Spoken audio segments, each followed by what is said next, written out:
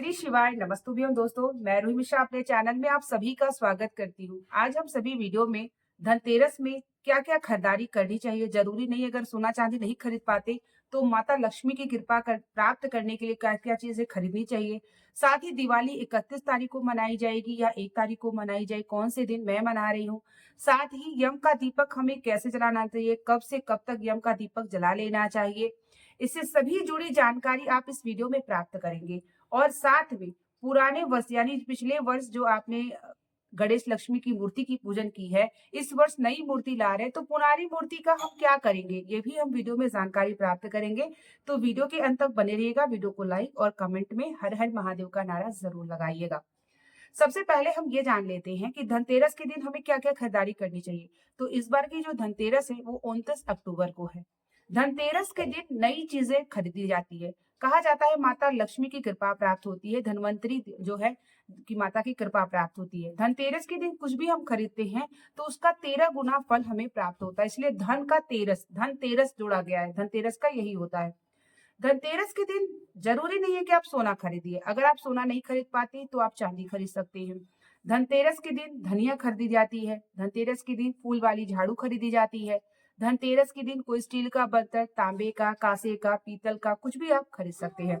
और जो दीपावली पर हम गणेश लक्ष्मी की पूजन करते हैं वह भी हमें धनतेरस के दिन ही खरीदी जाती है। जो भी हम दीपावली की पूजा सामग्री इस्तेमाल करते हैं वह धनतेरस के दिन ही खरीदारी की जाती है। उसका विशेष महत्व होता है कि जो भी चीजें हम खरीदते हैं धनतेरस के दिन उसका हमारे घर में वृद्धि होती है। तो अगर आप दीपावली पे जो भी पूजा पाठ करेंगे उसकी सभी सामग्री माता लक्ष्मी को प्रसन्न करना है, जैसे पान का पत्ता, आपको केसर, शहद, ये सभी चीजें आपको जरूर खरीदना चाहिए। कमलगट्टा, कौड़ी हो गया, गोमती चक्र हो गया, ये सभी चीजें आपको धनतेरस के दिन खरीद लेनी चाहिए। और एक बात का ध्यान रखिएगा कि माता लक्ष्मी को अगर प्रसन्न करना है और दीपावली के दिन माता लक्ष्मी को कौन सा भोग लगाया जाता है, तो पान के पत्ते पर शहद का भोग उनको बहुत प्रिय है। तो शहद का भोग आप के पत्ते पे रख के ही शहद का भोग लगाया जाता है। और साथ में जो लावा होता है वह चढ़ाया जाता है। जो धान का लावा आपने देखा होगा वो लावा चढ़ाया जाता है भोग में। और जैसे बतासे हो गए, रंग बिरंगे जो हाथी घोड़े वगैरह होते हैं, वो सभी चीजें चढ़ाई जाती है प्रसाद में।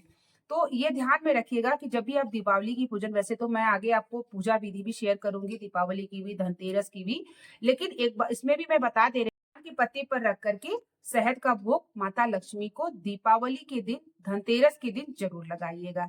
तो धनतेरस के दिन ये सभी चीजें लाई जाती है और ला करके पूजन की जाती है। जैसे कि इसके पहले मैंने वीडियो झाड़ू की पूजा विधि मैंने आपको शेयर किया है, वो भी देख लीजिएगा कि क्या करना है आपको झाड़ू का माता लक्ष्मी की कृपा प्राप्त करने के लिए।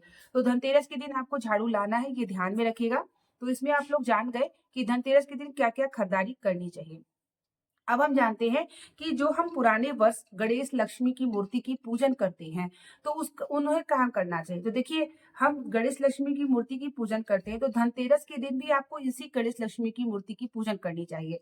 फिर आपको जो है जो नई मूर्ति लाते हैं दिवाली के दिन पूजन की जाती है। तो इस गणेश लक्ष्मी की मूर्ति जब आप घर से, मंदिर से बाहर करते हैं तो ये ध्यान में रखिएगा कि आपको ऐसी जगह रखना है जहाँ कोई ऐसी चीजें ना रखी। जैसे आप किसी मंदिर में, आसपास शिव जी की मंदिर हो तो आप वहां भी रख सकते हैं। जहां पर पीपल के वृक्ष की पूजा होती हो वहां भी आप रख सकते हैं। तो इस तरीके से आप गणेश लक्ष्मी की मूर्ति को रख सकते हैं। तो ये ध्यान में रखिएगा।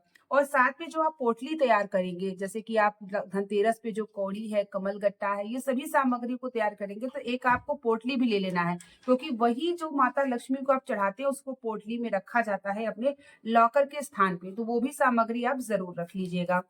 अब हम जानते हैं कि दीपावली कौन से दिन मनाई जाएगी। देखिए, दीपावली का इस बार बहुत संशय है क्योंकि जो अमावस्या तिथि है वो शाम से 31 तारीख को 4 बजे के बाद से लग रही है। और अगले दिन आपका मतलब 1 नवंबर को आपका जो है 1 नवंबर को 6 बजे तक है। तो इसीलिए जो है पूरी रात्रि देखी जा रही है अमावस्या तिथि की, और दीपावली रात्रि में मनाई जाती है। गणेश लक्ष्मी की पूजन हो गई या जो व्यापारी लोग पूजन करते हैं वो सभी चीजें रात्रि में की जाती है।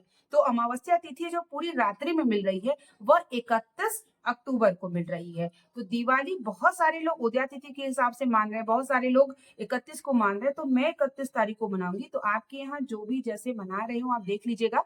लेकिन दीपावली जो हर जगह देखी जा रही है वो 31 की रात्रि में देखी जा रही है। तो दीपावली की त्योहार तो देखिए रात में दीपावली का त्योहार रात में ही मनाई जाती है, तो 31 तारीख को मैं भी दीपावली मनाऊंगी और उसी दिन गणेश लक्ष्मी की रात्रि में पूजन भी होगी।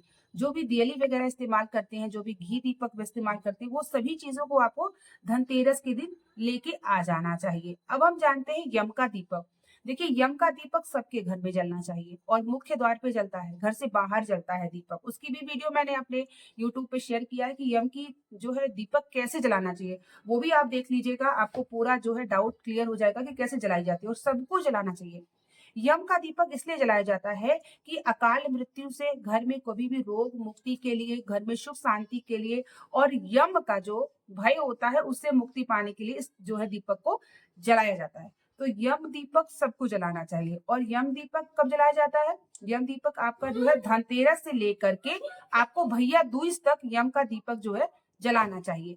तो इन 5 दिन तक यम का दीपक जलता है। घर का जो मुख्य पर्सन होता है, जो जैसे आपकी गृहिणी होती है या पुरुष होते हैं, उनको जलाना चाहिए। शाम के समय दीपक जलता है, घर से बाहर जलता है, दक्षिण दिशा की तरफ जलता है, ये ध्यान रखिएगा।